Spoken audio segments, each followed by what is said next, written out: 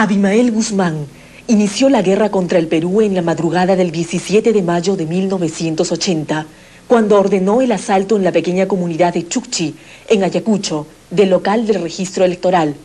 Fueron destruidos los documentos y el guardián fue maniatado. Los asaltantes huyeron dejando en las paredes inscripciones en favor de la lucha armada. Al día siguiente, el 18 de mayo, después de 12 años de gobierno militar, se realizaron las elecciones para retornar al régimen constitucional. Triunfó el arquitecto Fernando Belaúnde Terry, fundador de Acción Popular. El presidente Belaúnde inició su gobierno el 28 de julio de 1980.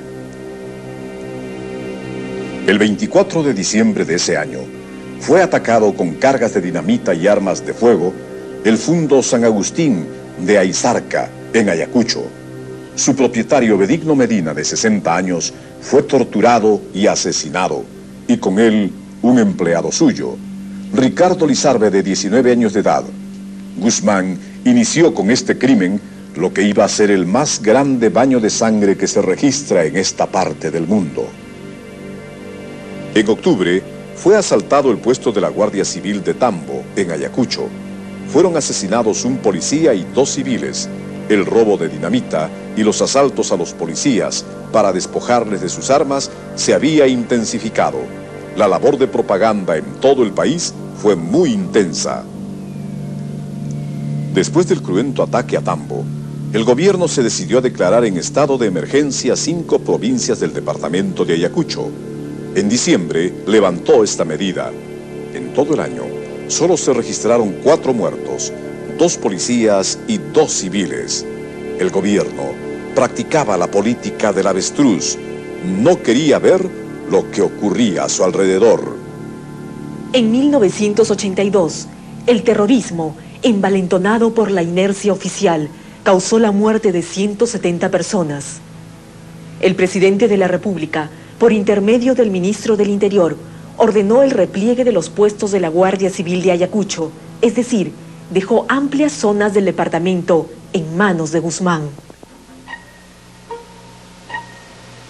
En marzo de 1982, el terrorismo tomó la ciudad de Ayacucho y liberó los presos senderistas. Hubo muchos muertos y heridos de uno y otro lado. El gobierno se negó a ordenar la intervención de las tropas del ejército, que se encontraban en el cuartel Los Cabitos, a 5 minutos de Ayacucho. Con esta medida, se hubiese cambiado el rumbo de los acontecimientos. En agosto de 1982, el ministro del Interior, un general retirado de la Fuerza Aérea, hizo una curiosa declaración. Ofreció en nombre del gobierno todas las facilidades para que el doctor Guzmán Reynoso viajara con sus familiares para someterse a un tratamiento médico en el extranjero. Mucho después, se reveló lo que hubo detrás de esta declaración. Guzmán Reynoso, que había sido ubicado por la policía en la casa de su suegro, en la avenida Pershing, hizo llegar al gobierno una solicitud de asilo, en vista de que se encontraba gravemente enfermo. El presidente Fernando Belaúnde Terry ignoró los hechos que conocía su ministro. Uno de los colaboradores del jefe de Estado de entonces, señor Gustavo Gorriti, dijo que fue el señor Belaúnde quien extendió su manto protector en torno al temible terrorista. En efecto, en la página 287 del libro Sendero de Gustavo Gorriti, dice: Belaúnde no demostró gran entusiasmo por las noticias, y luego de meditar un rato, dijo que no quería que se capturara a Guzmán en esas condiciones. Pensaba que el jefe de Sendero quería morir como un kamikaze, convirtiendo su fallecimiento en una última agresión contra el gobierno.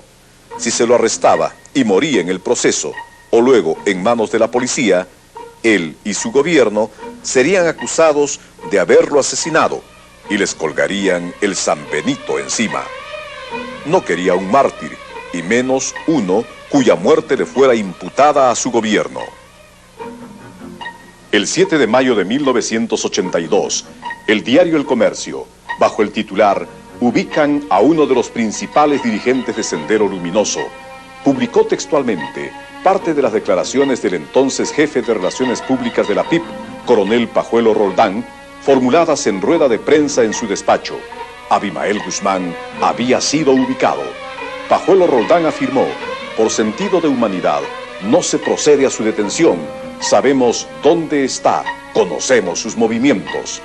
Belaúnde facilitó la huida y la impunidad de Guzmán.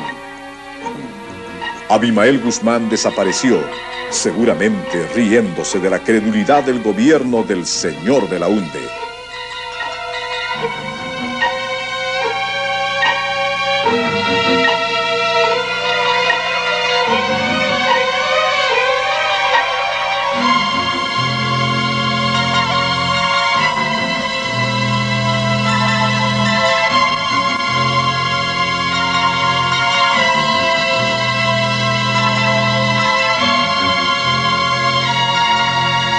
Muchos familiares, amigos y compañeros de armas de los victimados policías estuvieron presentes para darles el último adiós y ofrecerles el minuto de silencio.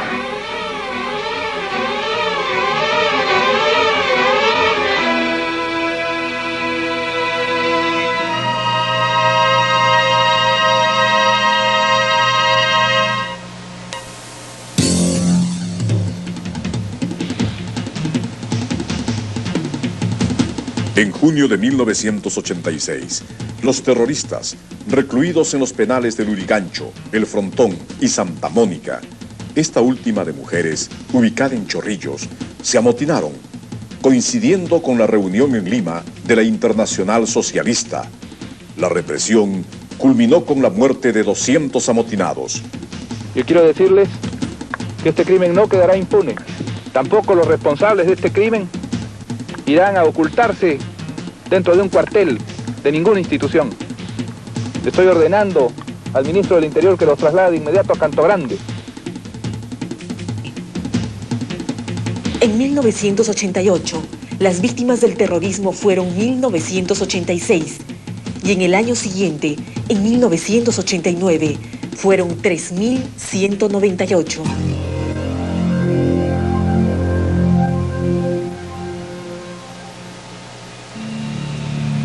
Al concluir el gobierno del doctor Alan García Pérez, era evidente que en los 5 años de su administración, muy poco, casi nada había hecho para combatir en forma efectiva al terrorismo y al narcotráfico. El problema carcelario y la crisis del Poder Judicial estuvieron siempre estrechamente vinculados con el problema del terrorismo. En 11 años de terrorismo, fueron 7.000 los detenidos por terrorismo. El 85% de estos fue puesto en libertad por disposición del Ministerio Público y del Poder Judicial. Esto revela la absoluta incapacidad de los poderes del Estado para encarar el problema del terrorismo.